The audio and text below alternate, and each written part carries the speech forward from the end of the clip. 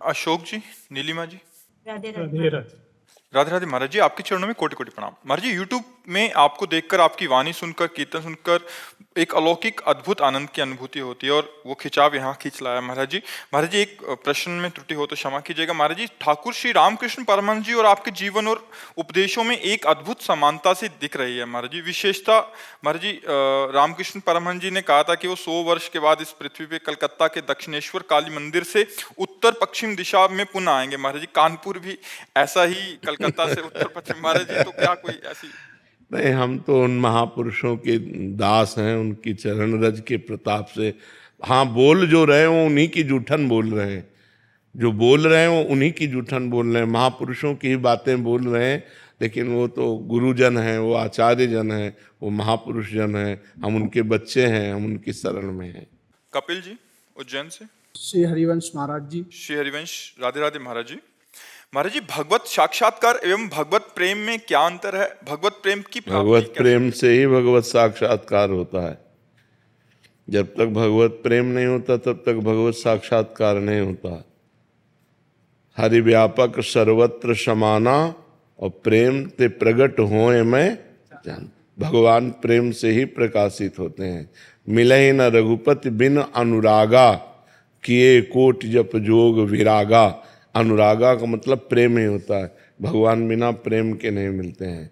नहीं, तो इसलिए प्रेम और भगवत साक्षात्कार एक ही बात है। जब प्रेम प्रकट हो जाता है तो भगवान नेत्रों में बस जाते हैं। दर्शन की क्या बात। पी मूर्ति नयनन बसे, तेहि रस रहाय समाय। ये लक्षण सुन प्रेम के, और न कछु सुहाय। और न कछु सुहाय, फिरे अपने रस मातो।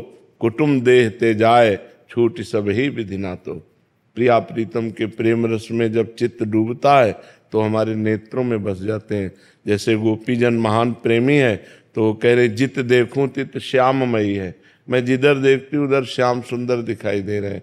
श्याम सुंदर के सिवा कोई और है ही नहीं। तो प्रेम का स्वरूप यही होता है कि वो भगवान का साक्षात्कार करा देता है, और बिना प्रेम के भगवान का साक्षात्कार नहीं होता। जान लेव सो जान निहारा, राम ही केवल प्रेम प्यारा। अगर प्रेम है तो भगवान की दर्शन भक्ति सब सार्थक हो गया। प्रेम नहीं तो दर्शन भी तो कर रहा है दुर्योधन। दुर्योधन भगवान का दर्शन कर रहा है, क्या उसको प्राप्त हो रहा है? क्यों? क्योंकि प्रेम नहीं। और विदुरानी जी दर्शन किए नहीं, लेकिन प्रेम से परिपूर्ण है तो दशा बदल गई। केले के छिलके पवा रहे हैं और भगवान पा रहे हैं। प्रेम, ये 2.5 आखर प्रेम के पढ़े सुपंडित होए, है नहीं? पोथी पढ़ी पढ़ी जग मुआ, पंडित भया न कोय। 2.5 आखर प्रेम के पढ़े। तो ये है। अदिति जी बिहार से। श्री हरिवंश। श्री हरिवंश, महाराज जी क्या संत दर्शन से भाग्य बदल सकता है? नाम जप से भाग्य बदलता है। संत दर्शन से भगवान की तरफ आकर्षण होता है। संत दर्शन से पाप नष्ट होते हैं। संत दरस जिम पातक टरे। लेकिन भाग्य का परिवर्तन नहीं होता। भाग्य का परिवर्तन भजन करने से होगा। अगर भजन नहीं करोगे तो फिर भाग्य परिवर्तन नहीं होने वाला। संत दर्शन भगवत आकर्षण पैदा करता है। संत दर्शन भगवान की तरफ तुम्हारे मन को, तुम्हारे जीवन को, तुम्हारे चरित्र को वो घसीटता है। लेकिन वो घसीटना तभी सार्थक होगा जब भजन करोगे। साधन को हरि भजन है, कै सत्संग सहाय। सत्संग सहायता करता है, लेकिन मुख्य कार्य है भजन करना। यदि भगवान का निरंतर सुमिरन नहीं हो रहा, भजन नहीं हो रहा, तो काम बनने वाला नहीं है। संत के, महापुरुषों के संग में भी रहने वाले गिरे हुए आचरण वाले देखे गए। रुपया पैसा के लिए जहर दे देना, संपत्ति के लिए गला काट देना, ये बड़े बड़े सिद्धों के पास रहते हुए देखे गए। अगर भजन नहीं है तो बात नहीं बनेगी। संत संग का फल है साधन में प्रीति होना। भगवत प्राप्ति के जो साधन है, नाम जप, भगवान की कथा, भगवान की सेवा, भगवत भाव से समाज की सेवा, बड़े पवित्र आचरण, तो ये है संत संग का। अगर भजन नहीं है तो फिर हम नहीं मानते, फिर संत संग ही नहीं हुआ। अगर भजन नहीं है तो संत संग ही नहीं हुआ। संत संग का फल है कि हम भगवान के मार्ग में अग्रसर होने लगे, क्योंकि संतों का प्रभाव आप सरिस चाहे सबकी ना, वो अपने समान सबको बनाना चाहते हैं। तो उनका संग जब हम करेंगे तो भजन में प्रीति हो जाएगी, भजन चलने लगेगा, गंदे आचरणों से वैराग्य हो जाएगा। अगर ऐसा ना हो तो संत संग ही नहीं होगा। एस कृष्णा। राधे राधे। राधे राधे महाराज जी। महाराज जी, जन्म और मृत्यु पूर्व निर्धारित होता है। मृत्यु का समय, स्थान और कारण भी पहले से निश्चित है, लेकिन अगर प्रभु की कृपा से धामवास मिल जाए तो या भाग्य गया हो, पलट जाएगा, फिर लिखित मिट जाएगा, फिर लिखित मिट जाएगा। अगर धाम निष्ठा ले ले तो फिर विपत्तियां आवे, चाहे अंग अंग काट दिया जाए, हम धाम न छोड़े, ऐसी निष्ठा ले ले। खंड खंड हो जाए तन, अंग अंग सतटूक, वृंदावन ने छाड़ियो, छाड़ी वो है बड़ी चूक। अगर हम ऐसी धाम निष्ठा ले लेते हैं तो हमारा भाग्य परिवर्तन धाम की कृपा से हो जाएगा।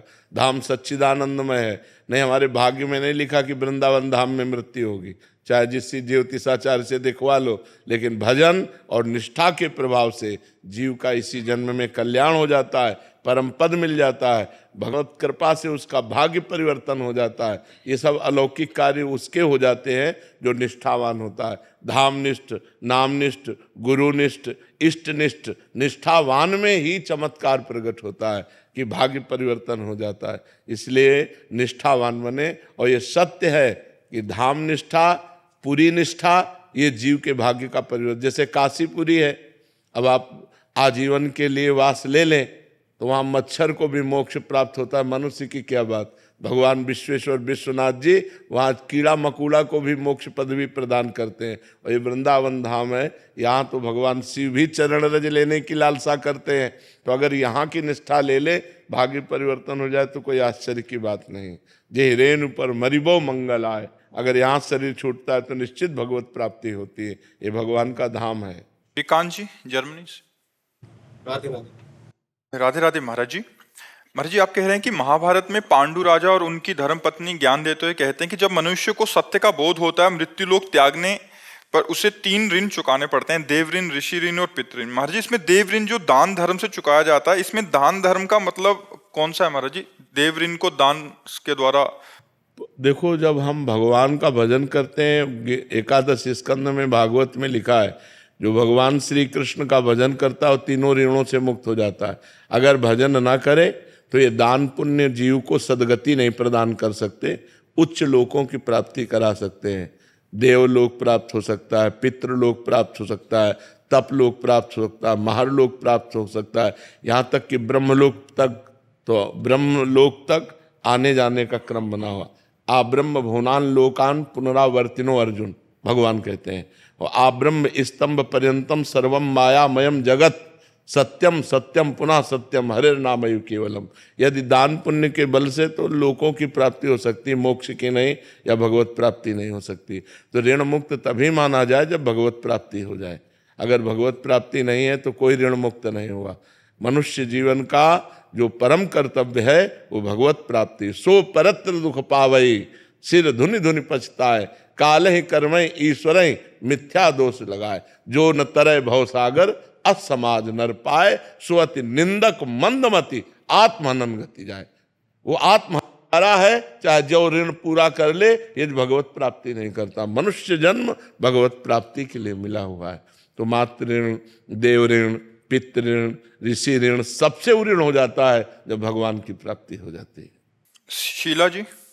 राधे राधे। राधे राधे महाराज जी। महाराज जी, आप कह रहे हैं कि सांसारिक सुखों को अक्सर आध्यात्मिक उन्नति के मार्ग में बाधा के रूप में क्यों जाना जाता है? है कौन सा सुख? आप हमें व्याख्या करके बताओ कि इसमें सुख है। अच्छे से अच्छा पदार्थ पालो, 6 घंटे में मल बन जाएगा।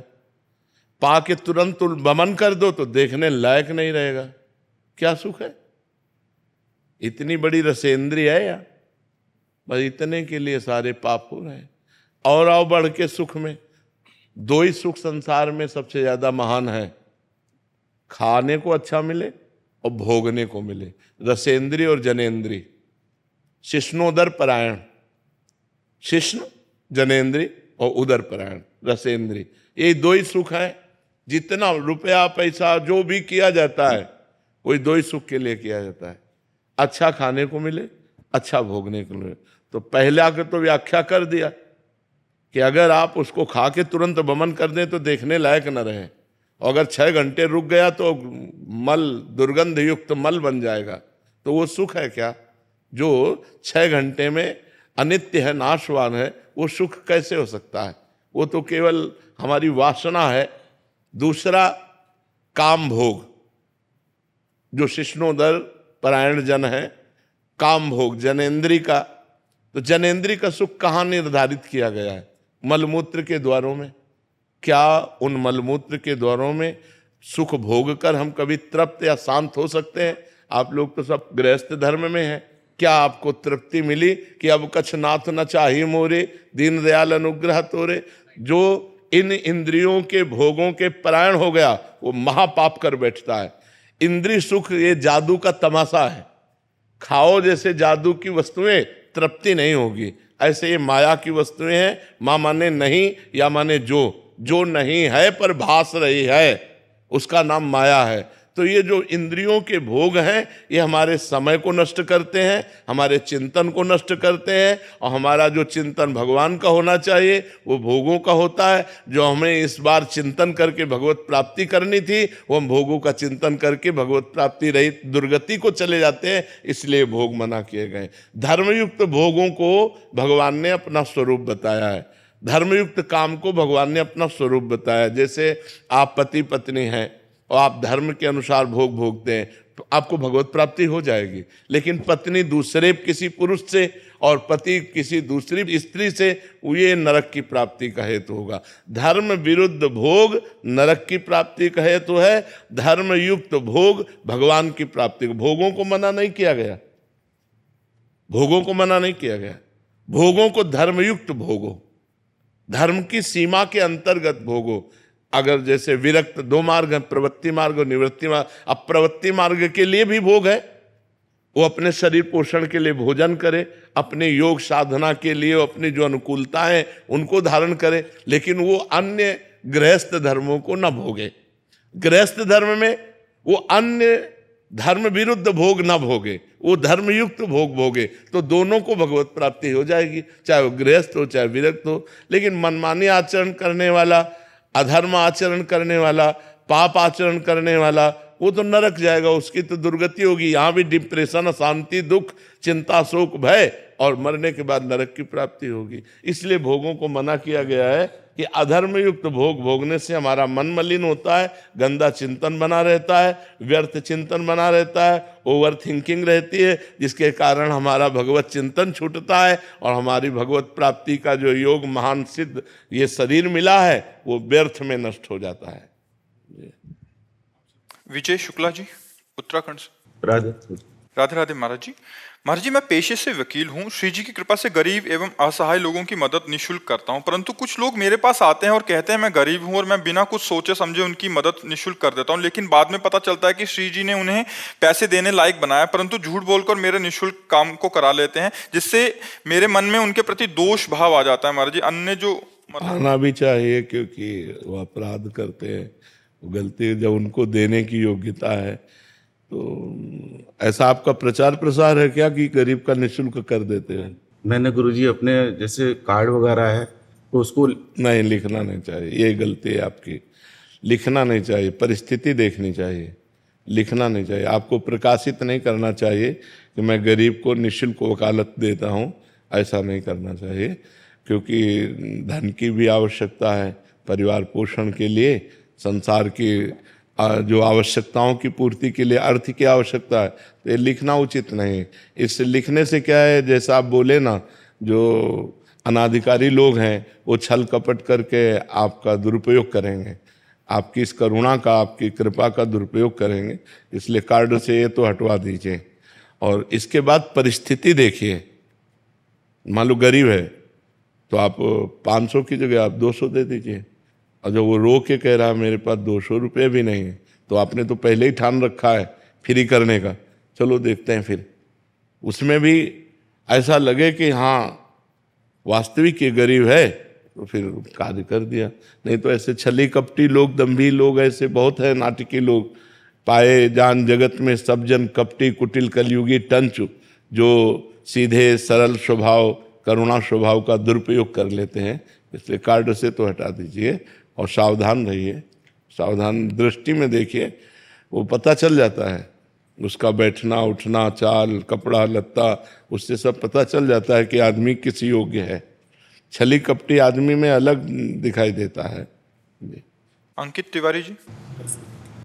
महाराज जी, मैंने नाम जप की महिमा समझी, किंतु मेरा और मेरी पत्नी की श्रद्धा भैरव बाबा में है, इसलिए हम उन्हीं का जाप करते हैं। उन्हीं की एक छोटी मूर्ति घर में रखी है, किंतु कुछ लोग कहते हैं कि भैरव जी उग्र स्वरूप में है और सब कोई उनकी पूजा नहीं कर सकता। महाराज जी, अभी मैं शंका में हूँ महाराज जी।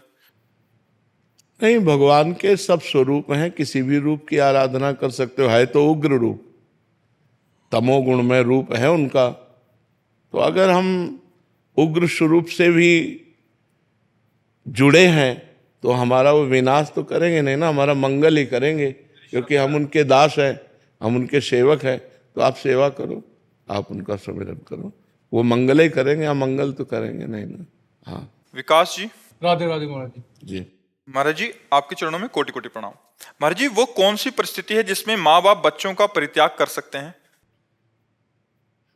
अब ये तो माँ बाप के हृदय की स्थिति है, माँ बाप के हृदय की स्थिति है।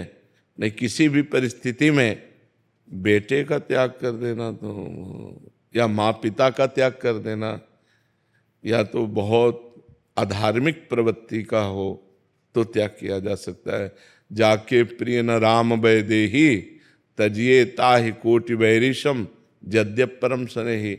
या फिर ऐसी परिस्थिति आ गई जैसे कंस कारागार में देवकी और वसुदेव जी हैं, अब बालक की रक्षा करना अनिवार्य है, तो इसे गोकुल पहुंचा दिया जाए।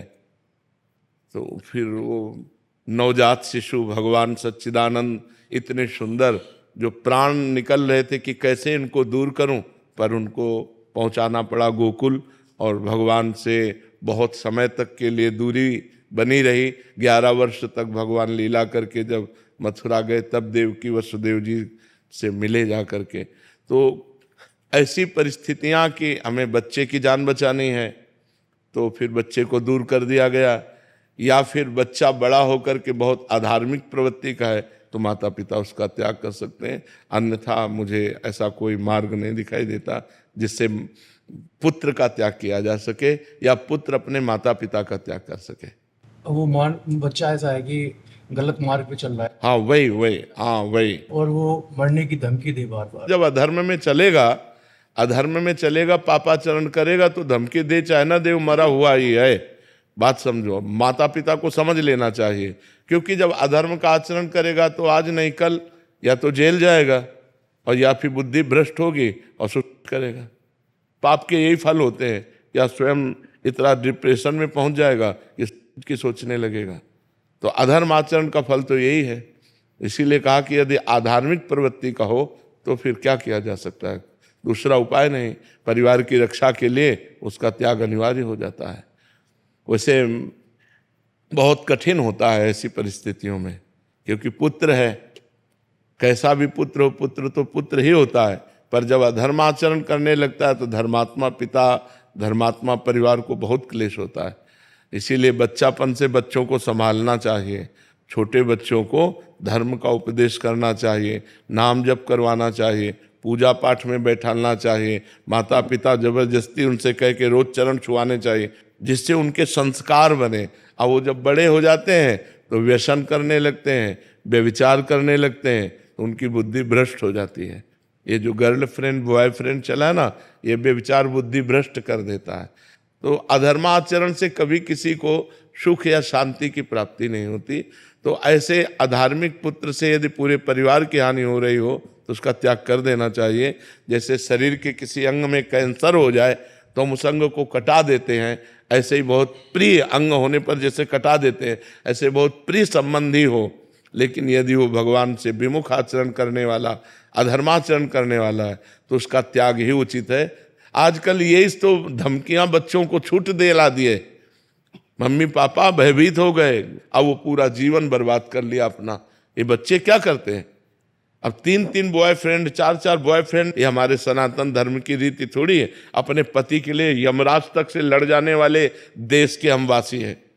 सावित्री जी यमराज तक से छुड़ाकर सत्यवान को ले आई। तो हमें लग रहा है कि माता पिता को चाहिए कि शुरू से सुधारे अपने बच्चों को, नहीं तो नई जो पीढ़ी है वो बर्बादी की तरफ ज्यादा जा रही है। अब 2 ही केवल लक्ष्य रह गए हैं, खूब अच्छा खाओ और बेविचार करो। न कोई धर्म, न कोई इंद्रिय विजय, न कोई अध्यात्म, न कोई भगवत्म, ये सब नहीं। जैसे बने धन घसोटो, जैसे बने इंद्रियों का पोषण करो, बस अब यही रह गया है। नई पीढ़ी में ज्यादातर यही विचार रह गए हैं। रमेश कुमार त्रिवेदी। राधे राधे गुरुदेव। राधे राधे महाराज जी। गुरुदेव, सत्संग में आपने कई बार कहा है कि अगर नाम जप करते हुए भगवत मार्ग में इस जन्म में कोई त्रुटि रह गई और भगवत प्राप्ति ना हो पाई तो अगले जन्म में आपको भगवत प्राप्ति के सारे अनुकूल मार्ग मिलेंगे। गुरुदेव, मेरा प्रश्न है कि क्या अगले जन्म में यही इष्ट, यही संप्रदाय या यही भाव, दास्य शक्ति भाव बिल्कुल। होगा या कोई नया नहीं मार्ग नहीं, मिल जाएगा? यही रहेगी। जो उपासना की है वही उपासना अगले जन्म में आपको मिलेगी, वही उपासना मिलेगी। जैसे भरत जी का कलिंजर पर्वत पर हिरण के रूप में जन्म हुआ, तो वहां से चल के पुनः गंडकी नदी में आए, क्योंकि गंडकी नदी के किनारे तपस्या की थी ना, और वही मंत्र जपते जो भरत जी के रूप में जपते थे, वही हिरण के रूप में जपा, और अगला जन्म ब्रह्मबोध संपन्न महापुरुष जड़ भरत जी के रूप में वो प्रकट हो गए। तो जो हमारी पुरानी उपासना होती है, अगर हम सिद्ध नहीं हुए, भगवत प्राप्त नहीं हुए, तो अगले जन्म में वही उपासना प्राप्त होती है, वही ठाकुर प्राप्त होते हैं, वही मंत्र प्राप्त होता है, वही संग प्राप्त हो जाता है, और वैसी भावना बनने लगती है। गुरुदेव भी सर, गुरुदेव भी वही रहेंगे। गुरुदेव का रूप बदल जाएगा, गुरु तत्व तो वही रहेगा, रूप बदल सकता है, क्योंकि गुरुदेव का रूप तो विनाशी है। ये जो रूप है ये विनाशी है, लेकिन गुरुदेव अविनाशी है। ये रूप बदल जाएगा, दूसरे रूप में वो मिल जाएंगे। हरिओम शुक्ला जी। श्री अरविंद महाराज। शेरविंद महाराज जी। महाराज जी, मेरा प्रश्न है कि लालडी जी की कृपा से मुझे भक्तों का जब संग मिलता है या उन्हें देखकर मुझे बहुत दुख सा होता है, क्योंकि मैं देखता हूँ कि उनके जैसा भाव, भक्ति, साधना मेरे में नहीं है। महाराज जी, ऐसे में ये क्या गलत? होना चाहिए, ऐसा होना चाहिए। हमको भी होता है, जब अपने बड़े संतों के चरित्र पढ़ते हैं तब लगता है क्या यार जीवन है, इन्होंने कितना भगवान के लिए त्याग किया, कितना भगवान का भजन किया, कितना भगवान के लिए कष्ट सहा। हम तो सुखपूर्वक जीवन जी रहे हैं, वो कितना कष्टपूर्वक जीवन जिए। तो इसीलिए पढ़ा जाता है महापुरुषों के चरित्र कि हमें कभी अहंकार न हो अपनी भक्ति का। और ये दुख तो बना ही रहना चाहिए कि काश हम भी 24 घंटे भगवान के लिए रोएं, हम भी तड़पें भगवान के लिए। ये बात तो तभी आएगी जब हम बड़े संतों का चरित्र पढ़ेंगे। अपने से छोटों को देखेंगे तो अहंकार आएगा, अपने से बड़ों को देखेंगे तो अहंकार नष्ट हो जाएगा, और ये दुख तो होना ही चाहिए। महाराज जैसे साथ के जो मित्रगण भी हैं, तो उनको भी जब देखता हूँ तो उनमें रहता है कि हाँ ये मतलब इतना बढ़िया करते हैं, जैसे श्री जी की बहुत बहुत अच्छी वृत्ति है, भगवान की बड़ी कृपा है जो किसी के दोष न देख करके गुण देखे और अपने में दोष देखे। ये तो भगवान की विशेष कृपा है, बस इसे गुप्त रखना नहीं, इसका भी अभिमान हो जाएगा। ये अभिमान बहुत विचित्र चीज है ना, इसका भी अभिमान आ जाएगा कि मैं निर्दोष वृत्ति रखने वाला हूँ, ये भी परमार्थ में घातक हो जाएगा। इसको गुप्त रखिएगा। श्रीमन त्रिपाठी जी। प्रणाम। महाराज जी, आपका एक प्रश्न है, ये काफी बच्चों का भी प्रश्न है। महाराज जी, फ्यूचर को लेके बहुत चिंता होती है कि 5 साल बाद क्या होगा, जब मैं नौकरी अगर लगेगी नहीं होगा। महाराज जी, कुछ चीजें हमारे कंट्रोल में ही नहीं होती। महाराज जी, ऐसे में मन को, दिमाग को कैसे स्थिर रखें? देखो, जब भजन करोगे तो कल की चिंता का भाव खत्म हो जाएगा। ना कोई फीस है, किसी से किसी तरह की कोई फीस, और ना कभी ऐसे मांगना है। जिस हम परमात्मा की शरण में हैं, वो जब इतने बड़े हमारे परिकर को पोषण कर रहा है, तो तुम्हारा पोषण क्यों नहीं होगा? तुम कल के लिए चिंतित क्यों हो? क्योंकि तुम्हें परमात्मा का आश्रय नहीं स्वीकृत है, तुमने भगवान को अपना मालिक नहीं माना। तो फिर जैसे जहाज ना हो और तैरना ना आता हो, फिर नदी में उसकी हालत क्या होगी, समुद्र में हालत क्या होगी उसकी, वैसी हालत है आप लोगों की। ना तो आपके अंदर ज्ञान है और ना भगवान का भरोसा है, तो अब ओवर थिंकिंग, भूत भविष्य काल का चिंतन, ये आपको तो परेशान करेगा ही करेगा। हम कहते हैं राधा राधा नाम जप करो और भगवान के आश्रित रहो, जब तक ब्याह न हो तब तक ब्रह्मचर्य से रहो। देखो आपका अंदर से क्या ज्ञान प्रकट होता है, एकदम आनंदित रहोगे बच्चा, एकदम आनंदित रहोगे। हमारी बात मान लो, अगर हम भगवान के सहारे हैं तो हम आपको बार बार कहते हैं किसी भी बात की कमी नहीं है और किसी को चिंता नहीं। इनको इसलिए चिंता नहीं कि महाराज जी बैठे हैं, हमको इसलिए चिंता नहीं कि भगवान है, सब एक दूसरे के आश्रित होकर भगवान का आश्रय ला, किसी को कोई चिंता नहीं। आप चिंतित क्यों हो रहे हैं, अपने लिए परेशान क्यों हो रहे हैं? हम कहते हैं आप ब्रह्मचर्य रह के देखो और नाम जप करो, बड़ी बड़ी विपत्तियों को रौंद के न निकल जाओ। तो हमसे बताओ, ब्रह्मचर्य वो पावर है जो आपकी सोच को पॉजिटिव करता है, लोग समझ नहीं पा रहे। और ब्रह्मचर्यहीनता जहां जैसे जैसे आती जाएगी आपकी सोच निगेटिव होती चली जाएगी। निगेटिव सोच ही मृत्यु है और पॉजिटिव सोच ही जीवन है। अगर हमारा पॉजिटिव चिंतन है तो हम बहुत आनंदित रहेंगे दुख में भी, अगर निगेटिव चिंतन है तो सब सुविधाएं हैं लेकिन हम परेशान रहेंगे। अगर हम आज दहाड़ रहे हैं तो भगवान की शरण में और ब्रह्मचर्य से हैं, उससे हम दहाड़ रहे हैं, भगवान की शरण में और ब्रह्मचर्य से। वही तुम्हें सब नौजवानों को कहते हैं, तुम थोड़ा जिसे निकालने में इतना आनंद समझते हो उसको रोक के तो देखो, बहादुर बन जाओगे, माया पर विजय प्राप्त कर लोगे, हर विपत्ति हर संकट को रौंदने की सामर्थ्य आ जाएगी। धर्म से चलो, पवित्र आचरण करो, क्यों भविष्य की चिंता करते हो? वर्तमान को संभालो, वर्तमान सही है तो तुम्हारा भूत भी पवित्र हो जाएगा और भविष्य भी मंगलमय हो जाएगा। वर्तमान गलत हो गया, भूत भविष्य की चिंता में मिनट को खो दिया। अगर इस मिनट में राधा बोलते, कृष्ण बोलते, हरि बोलते और पवित्र चिंतन करते तो तुम्हारा भविष्य भी ठीक हो जाता और तुम्हारा पूर्व जो बीता हुआ है वो भी अच्छा हो जाता। इसलिए नाम जप करो और ब्रह्मचर्य, ब्रह्मचर्य की तरफ कोई देख ही नहीं रहा, कोई नहीं देख रहा, बस जीवन का सुख समझ रहा ब्रह्मचर्य को नष्ट करना। नए नए बच्चे समझ रहे हैं जितना ब्रह्मचर्य को नष्ट कर लो उतने सुख भोग लो, ये तुम्हारे जीवन का नाश है। ब्रह्मचारी रहो, जब परिपक्व ब्रह्मचर्य हो जाए 20-22 के बाद, जब ब्याह हो, फिर गृहस्थी में संयोग करो, कुछ नहीं बिगड़ सकता। ब्रह्मचर्य नष्ट का 12-12 वर्ष के बच्चे जैसे ब्रह्मचर्य नष्ट कर रहे हैं, अब ये 22-24 तक पहुंचते पहुंचते ये सब फ्यूज हो जाएंगे, इनके अंदर सामर्थ्य ही नहीं रहेगी कि वो गृहस्थी के लायक रहें। हमारी बात को लिख ले, कागज में लिख ले, चाहे दिमाग में लिख ले। अगर धर्म से चलोगे तो तुम कम से कम संसारिकता का भी तो निर्वाह कर पाओगे, नहीं तो संसारिकता का निर्वाह नहीं कर पाओ। अरे नए बच्चे तो ऐसे टमाटर जैसे रखे होने चाहिए गाल और चेहरा। ब्रह्मचर्य का मतलब क्या होता? अब ब्रह्मचर्य नहीं तो बूझे बूझे से रखे हैं, अब वो नूडल खाएं, वो हाँ हाँ 1 लीटर 1.5 लीटर मठा पी के 4 मोटी रोटी खा कर दंड बैठक मार के किसान आदमी जो है मेहनत, अब ये मोमोज फोमोज खा कर अब भोजन सही नहीं है, आचरण सही नहीं है तो विचार कहाँ से पवित्र और सही आ जाएंगे? ये कभी आनंदित होते हो? एकांत में चिंतन करके कभी आनंदित होते? कभी नहीं। एकांत में चिंतन करके और डिप्रेशन में पहुंचोगे। क्यों? भगवान का चिंतन नहीं। जब हम एकांत में होते, अपने प्रभु से होते, तो हृदय में आनंद की उफान आती है, आनंद की उफान। अब जब आप एकांत होते हैं तो आप गहरी चिंतन करते हैं भूत भविष्य का, गहरा चिंतन करते हैं धन का, गहरा चिंतन करते हैं क्या होगा, तो आप परेशान हो जाते हैं। अगर वर्तमान में भगवान का चिंतन, तो जैसे पूरी सृष्टि भगवान चला रहे हैं ऐसे आपको चलाएंगे। आप देखो तो भगवान के भरोसे तो होके देखो, कितना आनंद है, कितना मंगल है। खूब नाम जप करो, चरित्र पवित्र रखो, फिर आनंद हो जाएगा। अभिषेक यादव जी। राधे राधे। राधे राधे महाराज जी। महाराज जी, नशा समाज के पतन का मुख्य कारण बनता जा रहा है। अक्सर जो दुराचारों की घटना बहन बेटियों के साथ होती है उसमें नशा एक मुख्य कारण होता है। नशे की हालत में इंसान का डर सा खत्म हो जाता है, उसे सही गलत का होश नहीं रहता, तो महाराज जी वो ऐसे ही काम करने लग जाता है। महाराज जी, मेरा निवेदन था कि नशा रोकने के लिए मार्गदर्शन दें ताकि ऐसी घटनाओं पर रोक लग सके। देखो, हमारा उपाय सब रोकने के लिए है, बेविचार रोकने के लिए, नशा रोकने के लिए, अधर्म रोकने के लिए, पाप रोकने के लिए, डिप्रेशन रोकने के लिए, चिंता रोकने के लिए, सबका उपाय एक ही है, अध्यात्म। जब तक आप अध्यात्म से नहीं चलोगे तब तक आपका सुधार नहीं होगा।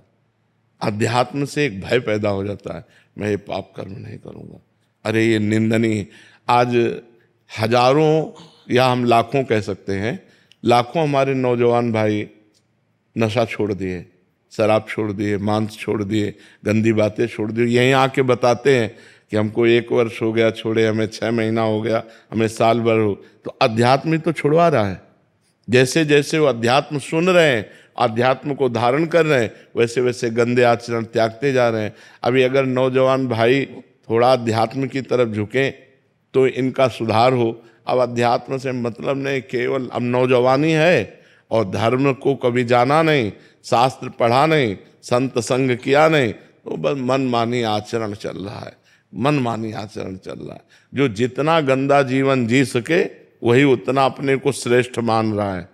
क्लब जाना, शराब पीना, ड्रग्स, तो इससे बहुत बड़ी हानि हो रही है, हमारे समाज की बहुत बड़ी हानि हो रही है।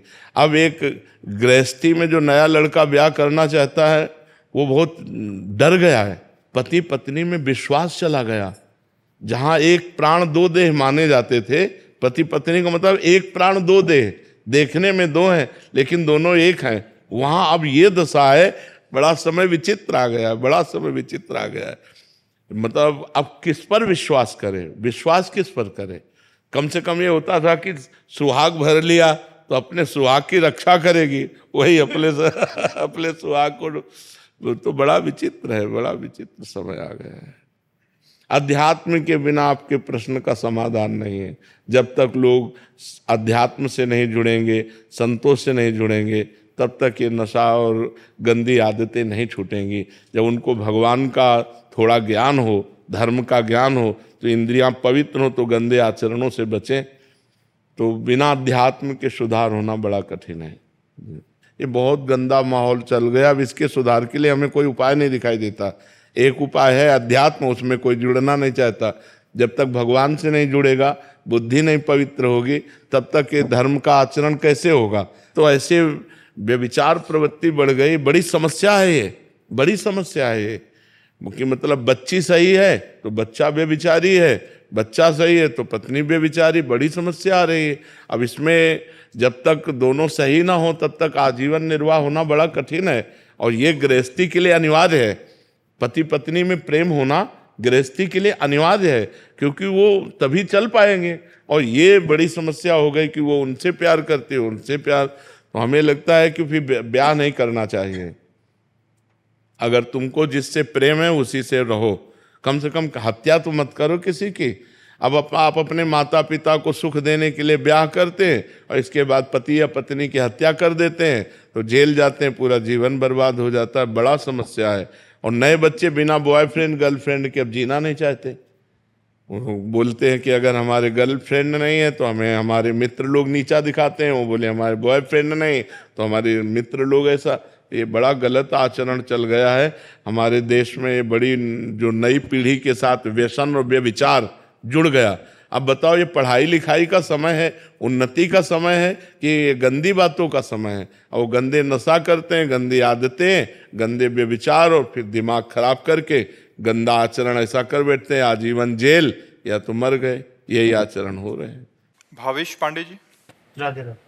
राधे राधे महाराज जी। महाराज जी, आज का युवा आधुनिकता की दौड़ में अपनी सामाजिक और पारिवारिक जिम्मेदारियों से विमुख होता जा रहा है। वो ना तो समाज में ये हमारी चिंता का विषय, किसी का भी हो तो प्रश्न हो, ये हमारी भी चिंता का विषय। देखो, हम पहले नहीं बिना प्रश्न किए, ये हमारी चिंता का विषय है कि अब वो जंजीर खींच रहा है, वो चोरी कर रहा है। 2 लड़के आए, ऐसे गला दबाया और सब छीन छान के, क्योंकि उनको शराब चाहिए, उनको ड्रग्स चाहिए, उनको नशा चाहिए, उनको व्यभिचार चाहिए। तो अब इसके लिए अर्थ चाहिए। अर्थ के लिए चाहे हिंसा करनी पड़े, चाहे अपनी माँ की हिंसा करनी पड़े, चाहे अपने पिता की हिंसा करनी पड़े, चाहे अपने भाई की हिंसा करनी पड़े। कितने ऐसे केसेस, भाई भाई की हत्या कर रहा है, बेटा माँ की हत्या कर रहा है, पत्नी पति की हत्या, यहाँ तक उतर गए। तो थोड़ा भी प्रेम किसी में नहीं दिखाई दे रहा कि चलो भाई भाई का प्रेम है, पति पत्नी का प्रेम है। कहीं तो हम जिए किससे?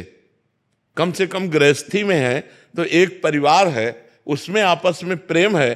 तो जो कुछ कमा के लाए, जब खाए, प्रेम से बैठे, आनंद से बैठे, हमारे संबंध हो तो विश्वसनीय है कि ये हमारी पत्नी है, ये हमारा पुत्र है, ये हमारा भाई है, ये हमारी माँ है। अब संबंध भी विश्वसनीय नहीं, तो ये जो समय चल रहा है ये ठीक नहीं है। ऐसे ठीक नहीं है। ऐसे आगे चल करके परिवार का परिवार सब नष्ट हो जाएंगे। इसके लिए चाहिए विश्वास, प्रेम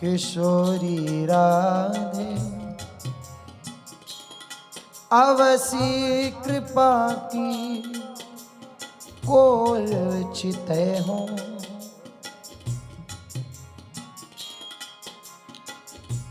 इतनो तो